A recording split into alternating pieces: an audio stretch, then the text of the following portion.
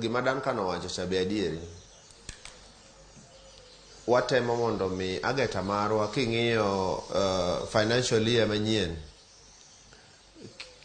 kendo waketo chenro mondo mi otimre ni mondo mi wachak wamede kendo higa ka higa mondo wamede mondo mi by the time ma wachopo higa mar 2 kata higa mar 3 to yud ka wakalo gino by up to 1 billion shillings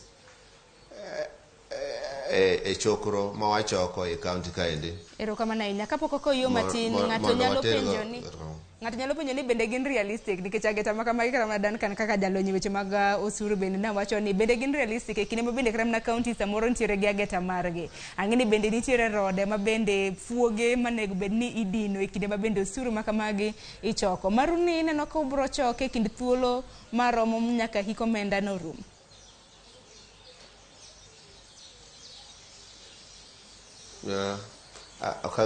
Okawinje maler ahinya, but county government wa Migori kokalo kuom telo mar Governor Chilayako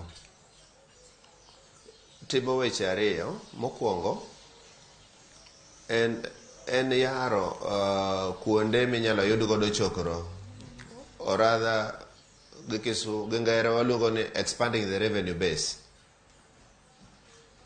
Mano watimo kuom departments duto te. Waketo chenro mondo mi wayud chokro mang'eny moloyo. Kanyalo chiwo ranyisi kaka department mar lands and urban development waloso valuation roll mondo ji duto te manigi udi kata manigi